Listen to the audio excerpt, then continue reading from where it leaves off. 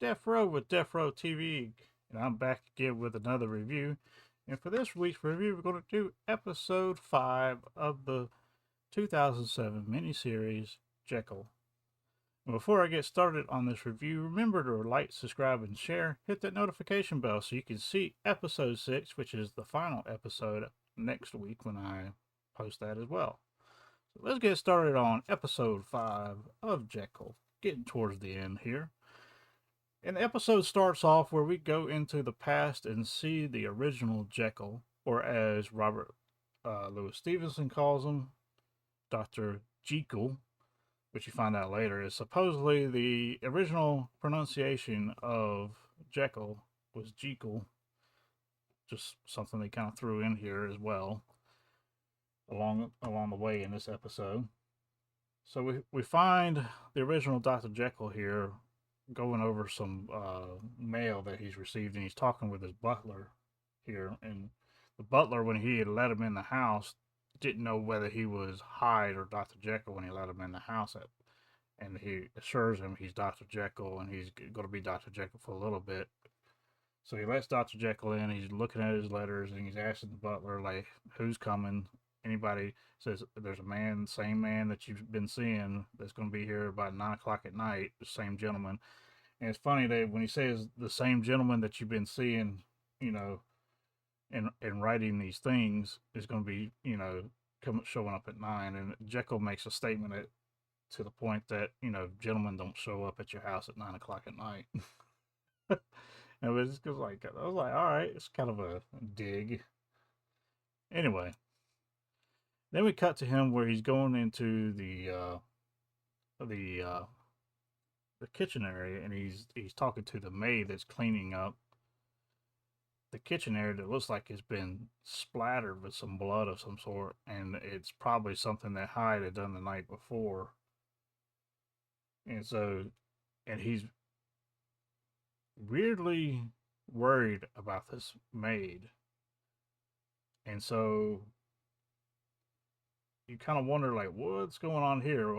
Does he really pay that much attention to his staff, or is something else going on? And you kind of have to see it for what it is for right now. So then we finally cut to that night, and Stevenson has shown up. Robert Louis Stevenson has shown up, and he presents him with the book and his card. And he presents him with a book of the curious case of Dr. Jekyll and Mr. Hyde, or whatever it's called. The mysterious. I'm not. I'm not quite sure. There's so many different variations of the title. It's kind of weird. And I started looking into it myself. But anyway, he's talking with Dr. Jekyll and talking about his affliction, if you want to call it that. And Dr. Jekyll says the affliction is more of a trap than anything else. It's not something I would wish on anybody. And of course, they start talking about the potion, and then Stevenson brings up the point. It's like, I think I know,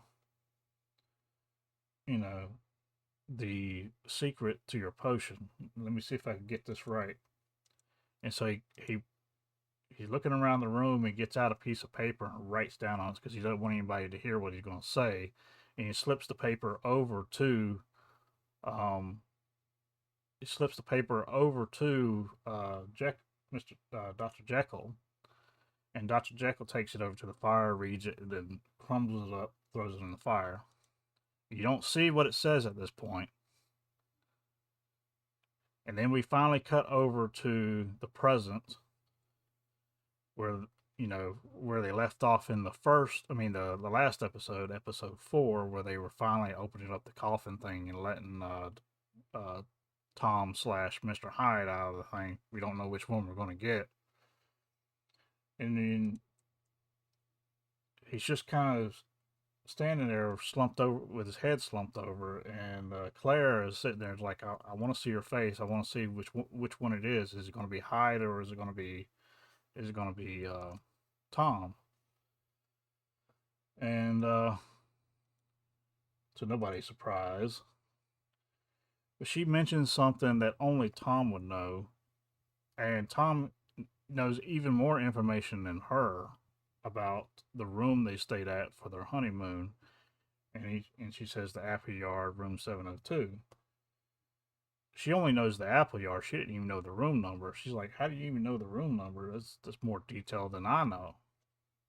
And so she thinks it's Tom, and then as soon as he raises his head, it's not Tom. I mean, yeah, it's not Tom. It's Hyde. And then Hyde, goes on this rant, and he's figuring things out. He's like, finally, uh, Tom is out of my head, is what he's saying. He's like, I can't hear him anymore. He's not there. Blah blah blah.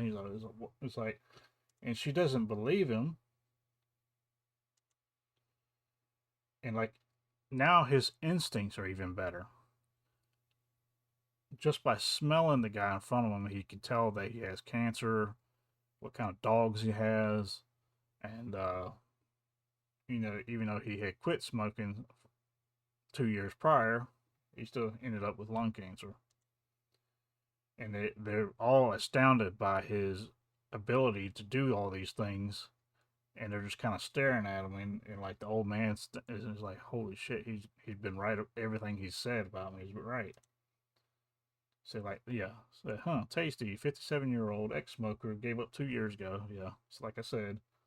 And then he goes on to say, then he starts kind of mocking him about goodbye daylight. You ain't gonna, that cancer is coming for you, and all this stuff, kind of mocking him. And that's when Claire kind of steps in and starts asking him where Tom is, and he's like, he raced, pulled away, never coming back. Just basically trying to mock her as well. But then she says something that kind of makes something click in Hyde. She says, "But you weren't there. That was you. You weren't there when our wedding day. You weren't there on our honeymoon or anything like that. You didn't even exist then. So how could it?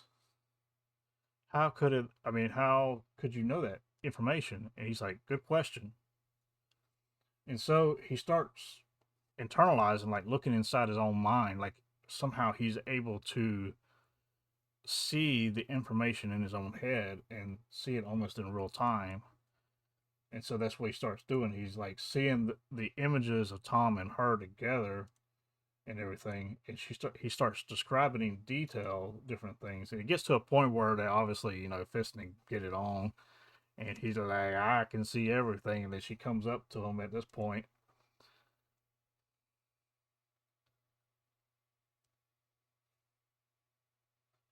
Let's see if I can get to it right quick. And then, of course, the little thing with the babies and everything.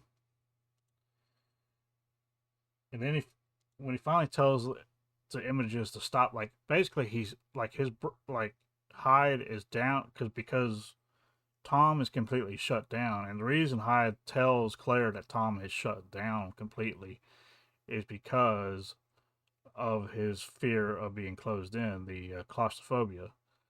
Because he was in there so long in that little tomb thing, Tom was having panic attack just constantly until he's gone. He passed out like inside of himself. And that's why Hyde was able to come out and do what he wanted to do. And you get to these parts, so now Hyde has free range into Tom's memories, and everything's loading into his consciousness. And so he gets to this point with the babies and stuff, and he's like, "Stop it, stop it, stop it," and that kind of thing, and it stops.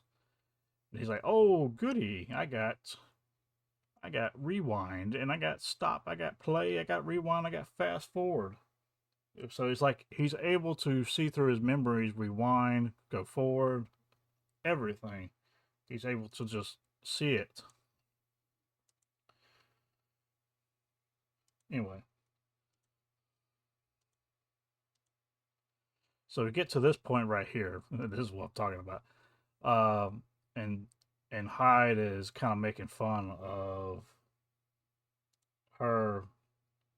He's like, you know how sometimes men can mentally undress you, and Hyde is kind of like looking at this image of them two together, and they're fisting the get it on or whatever. And that's when, and he's kind of mocking Claire at this point, you know. And that's when Claire just kind of comes over and slaps him in the face. Well, as soon as Claire does that, Hyde is seeing a memory from the original Jekyll's past. How he's able to do that, it's almost like the memory's traveling down the like DNA memory. I'm not sure how how he's able to do this, but and that's exactly what happens when she slaps him. It looks like it jogs something. He's able to see the conversation that's happened between Stevenson and the original Jekyll, and that's when get to the part. He's like, "Granddad," and he's like, "No, no, no, great granddad, no, no." He's like, "Great, great, whatever." And so he's watching them, and then he's watching this whole ordeal with Stevenson writing the note, passing it. You know, the same thing we saw at the beginning of this episode. And then that's when the whole Doctor Jekyll, and then that's when Symes here he's explaining to the IT guy that's standing right beside him, like, yeah, that's the original pronunciation for Jekyll was Jekyll. And of course, you know, he is able to rewind the memory in his head and see what the note says before Hyde throws it into as a, and what Stevens had wrote was there was no potion. As you go further down, look at the note. It was the girl. And that's when Hyde turns around and just starts laughing at all this. He's like, "You used Jekyll's notes to try to make that poison, didn't? I mean, make that potion, didn't you?" He's looking at Syme, and they didn't work, did they? He's like, and everybody died, didn't they? And they're like, yeah. How do you know all this? It said because there never was a potion. You were on a wild goose chase. He set all this up, and so he's learning more about the original Jekyll, and then you find out at this point, holy shit, the maid is the original Jekyll's love interest, and she looks just like Claire, and it freaks out. That's when, yeah, that's when Hyde just freaks the f out here and just like, holy shit. It's like you. He's like going back and forth, looking at her, then looking at her. And he's like, holy crap. And now he's putting all the puzzle pieces together. He said, all the coincidences in the world, and Tom met you. How is that possible? How is it that you have arrived back here to be with Tom in order for me to exist? I only exist because the combination between you two. And that's what's kind of he's going off. He's like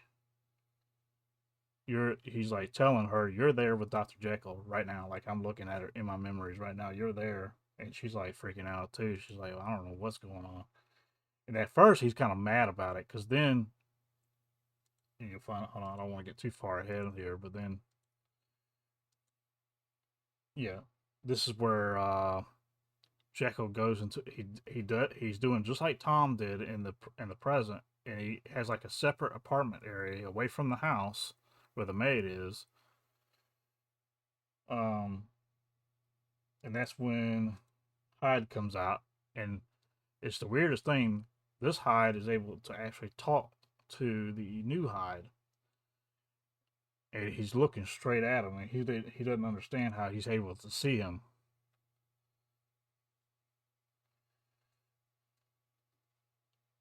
And the old Hyde is telling the new Hyde that basically the girl is what keeps him here, what keeps him weak.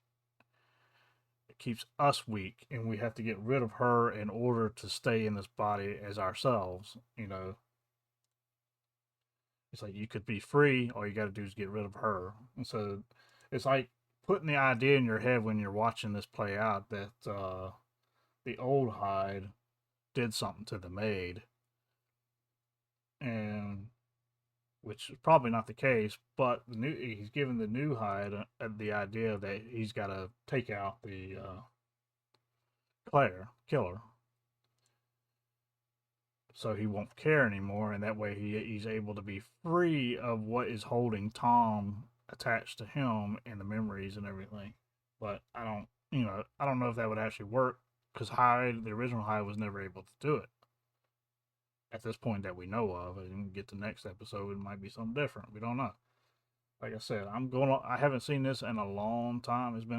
I know I love this show, and this is proven why I love it. I mean, because there's a lot of layers of a mystery here. Anyway, so Claire goes back to the room with the two detectives, and um,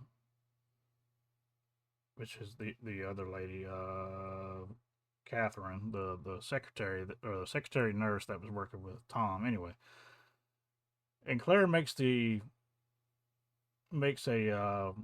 suggestion to the two detectives, like, look through all your pictures and everything and see if there's somebody there that you haven't recognized or haven't looked at before. And so they start looking at the pictures, and they realize in all these pictures that have any of the staff or anybody that's close to Jekyll in the picture, there's always this one person that has the face scratched out, like she was trying to be like that he was trying to hide her. And then what you come to find out is basically he commissioned Stevenson to write that book to make people believe it was not a true story.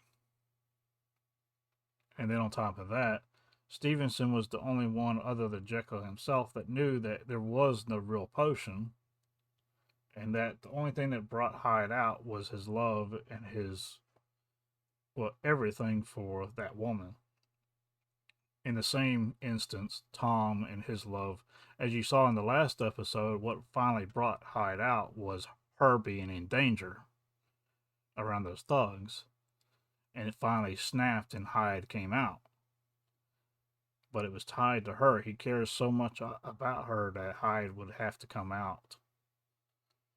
It's like that switch is what she is. Anyway, then we go back, and the IT guy is basically doing something on the machines, and he thinks Jekyll's passed out. I mean, not Jekyll. He thinks Hyde's passed out right here, and then Hyde kind of wakes up and starts doing some things. You don't really know what he's doing, but he does something to him. Then he gets on the phone with Syme, and then Miss Utterson, one of the it's Klein and Utterson is the name of this institution that is keeping them there, and this is the Utterson of the Klein and Utterson. This woman here, she's the big dog in charge, and Hyde pretty much like kind of escapes. Not really. He's stuck in that room because it's a locked lab or whatever, and he calls Simon. He's like, "Hey, this is what I want. This is what I need to do. This is what my memories, were telling me. What Hyde from the past was saying. So y'all need to bring her back in here so I can, yeah." So basically, he's like, "I want her," and so they got to bring Claire back in.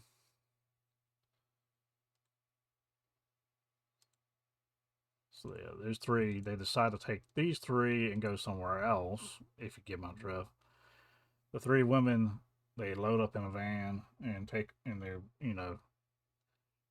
what they're gonna do. They're gonna try to kill them off because they don't want anything to get out about what's going on here. And Syme takes Claire back to Hyde right here. And Syme and Utterson Miss Utterson are under the idea that, under the impression that Hyde is going to kill Claire, and we'll get to this part here. And she's making jokes about it and all this stuff.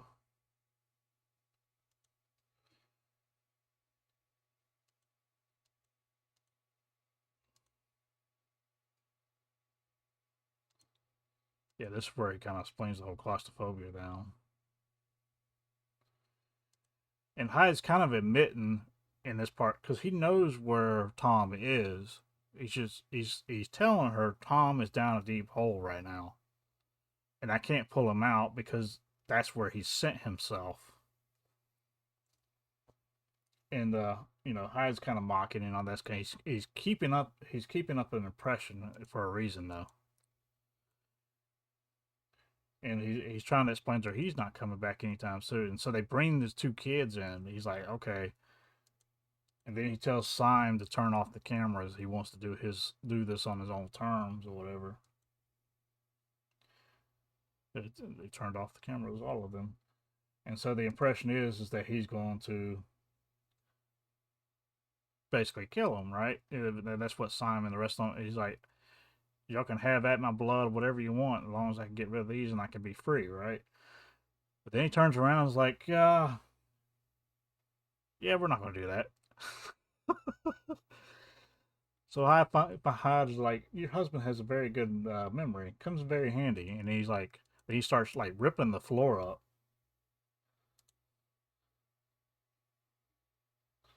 And he's like, look, I'm going to get you guys out of here. I am a Superman, basically. Like, he has this infantile view of his strength. Like, he can do anything because he is so strong, so fast, and everything like that. And the look on his face you can see here, even as Hyde, he cares about her and he cares about those two kids. He wants to get them out of there, get them out of the situation. And he's using Tom's memories to look at the layout of the building. And by looking at that layout, he can see where he needs to go down through the floor and get out. And so they get through that floor, they get to the elevator, and then she's like, well, what about the scanner? It's like, oh, I got that taken care of. And he shows up, there's a little bowl with a piece of ice in it. And it's basically the IT guy's thumb. You remember he was kind of like messing around with stuff when he woke up. He put him inside the casket thing and cut his thumb off to use so they can use the scanner to get out. As you can see, right? Yeah. And of course, he's freaking out. I mean, even if you're not claustrophobic and you put in something like that, you would freak the hell out. But he's also in pain because he got his thumb cut off. And Hyde's using it to get away. And he's wanting to make it to the roof so they can maybe take the helicopter. He thinks using Tom's memory, he's like, I think Tom took some lessons. It could have been Scooter. We're not quite sure. They all kind of mixed together. And he's like talking to himself, like looking at these memories and everything as they're going up the stairs. So then they get to the stairs, right? But then they're cut off. As you can see here. Yeah, he's talking about the boat, but no, it's a helicopter. And he's like talking to him. So like, he's like, not quite which one he trained in, but anyway, he gets to this point right here, and Miss Utterson has him cornered or whatever. And she's like, while Mr. Syme may turned off the cameras, I did not. I knew exactly what you were up to. She didn't believe a word of it. She kind of knew it was. Anyway, so they got all of them at gunpoint, even the kids. And she's like, I'm not going to shoot you. I'm just going to shoot them. And then I'll just take you. So, Mr. Hyde, what's it going to be? And so, what she devises to do is they're going to take the helicopter. And she's like, I'm going to take your wife and children with me so that you cooperate. And Hyde is fighting every instinct in his body to fight back in order to save Claire and the two kids. Because he wants to save them. He thinks he can still save them. He wants to fight. He cannot figure his way out of this situation. Like I said, he has this infantile outlook on what he can do and not do. And he thinks it's possible he can get away with saving them. So far as to put the gun to his face and he's going to kill himself unless you let them go. And even that he can't do because, like I said, he's young. He's 40 something, 40-year old body with a 10-year-old brain, maybe even younger. To be honest with you, and he just collapses and can't do it. He gets pissed off and just kind of. She even tells me, "Go blow your brains out. I can wait another 100 years. The institution will still be here, and we still got your two boys as well." And then yeah, that's when he gets pissed, and she kind of breaks him at this point. Like I said, she even says, "You're just a child, Mister Hyde. We took the man in you away." Basically, she told him, she she tells him like, since you don't have Tom to rely on for knowledge, even though you have his memories, you don't have his knowledge and you don't have his what is it called, experience. You just think you can just bust through and everything will be okay. It doesn't work that way. And so you can see the face on Mr. Hyde here. It's he's defeated. He couldn't do what he wanted to do, and so he takes Miss Utterson takes the Jackmans, the two boys, and Claire with her and puts them on the plane. And as you can see here, the two detectives and the nurse are taken to an alleyway where they're fixing to shoot them and kill them and leave them there. And they're like, "Oh, you don't have to do this. You really can just take us home. We're not going to say anything. It's not like we have to." He's like, and she's trying to appeal to his soldier side. You were a soldier once. Why would you? Why? What could possibly be worth all this to kill us? Then we cut back to them getting on the helicopter and leaving Hyde behind at the institution. And as you can see, Hyde, he's no longer just got that smiley face that he really does look like a child. Like the way uh, Nesbit is able to do his face like this, the childlike look of disappointment, not being able to get basically he's not able to get his way, not able to do what he thought he could do. And so yeah, he's screaming daddy because he wants Tom back at this point just as much as Claire and the two boys do. It's like Hyde, he's not used to being alone, and now that he's been alone, he knows he can't do it on his own. And so yeah, that is crazy how this all comes full circle. And then finally he screams so much to the point that the consciousness inside him wakes up and Tom starts talking to him. And he's like, "Oh shit, you're still in here. You really are still in here." He thought he was completely alone. No, Tom was still in there, but like he was saying earlier, he put himself in a down, deep, dark place. And, and and basically to get him back out, he's going to need enough juice, electricity to shock him back out. So what does Hyde do? It triggers the transformation, right? Because what happens when the transformation happens? The lights flickering and all this stuff because it's drawing energy.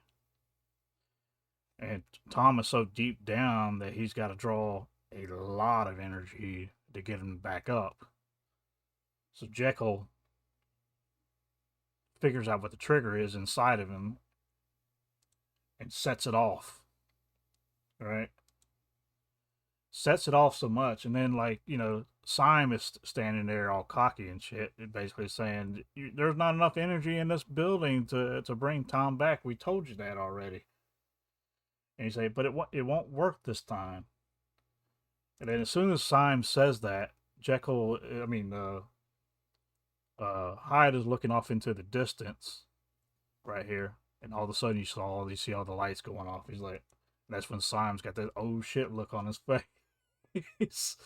Oh man, because Hyde just tapped into the whole damn grid, bitch. And so yeah, he's bringing Tom back whether you like it or not. And so that's what Hyde ends up doing. He ends up tapping into the entire grid. So much so that even the alleyway that they were in, the detective and Catherine were in, goes dark as well, and they're able to escape. So you get that. So I find that spot. Yeah,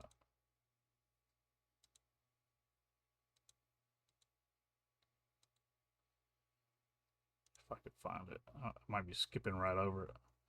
But there is it's a small scene, but it's a scene that kind of lets you know that those three women get away. Because when everything goes dark from him drawing on the grid, they run. They make a run for it. They just like bolt, and then it's not until a couple like minutes later, I guess you could say, it's enough time for them to try to make a getaway, and then they kind of leave it with that. And so yeah, you see them riding off in the dark in this helicopter with Miss Utterson, and they see all the lights going off, and Miss Utterson is even wondering like, what the hell is going on? And they got all the guns focused in on Mr. Hyde right now because they have no idea what just happened. And there you go. You see, like the three ladies, they bolt and make a run for it when all the electricity's off because they know this is the only chance to get the hell out of there and not die. And so that's kind of what they do. And honestly, I don't think the old man's going to run after them either. He's like, "Hey, the electricity went out. And we can't find them." You know, I'm just making an excuse. I don't think he really wanted to kill him anyway. And then all the electricity comes back on, and then you finally see his face, and it's Tom. You can tell it's Tom. The way the expressions change, the hairlines change, everything's changed. But he has a different attitude. The expression on his face is almost in between Tom and Hyatt. It's almost like they finally have meshed together completely. And he just kind of starts walking towards Siam as like, and then Simon's like, "What's going on?" And then that's when Tom finally speaks. Says, "Sorry, you're not dealing with Junior anymore."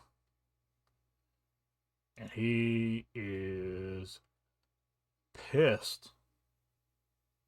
And that look on his face, all I mean, how is it? This is, I mean, this is why I think James Nesbitt is one of the better actors, whatever you want to say, in Britain, wherever he's from. I don't know, but this face that he's got going right now, like I said, it's like a mix between the two at this point. That you can see the anger behind this face. I mean, it's just like he's fed up. He's about to go all out. Is what it's going to be. And it just basically tells Mr. Syme, tell Miss Utterson, we are coming. Remember in the last episode when Hyde was made his first appearance, he wrote in the sand, "I am coming," or he wrote that note to that lady who thought it was, you know, something sexual or whatever. "I am coming," and then when he finally came to fruition as Hyde, he wrote in the sand, "I am coming back." Now they're talking as one, and we are coming. And that's what Syme's like, we? What do you mean, we?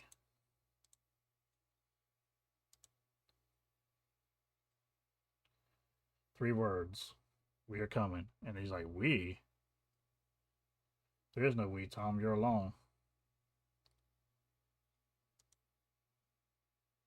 And then Tom just reiterates what he said again.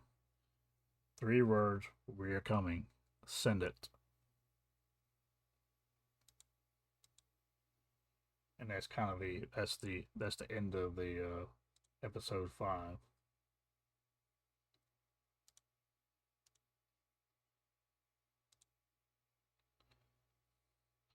And that's where Tom corrects him. He's like, well, I'm not alone.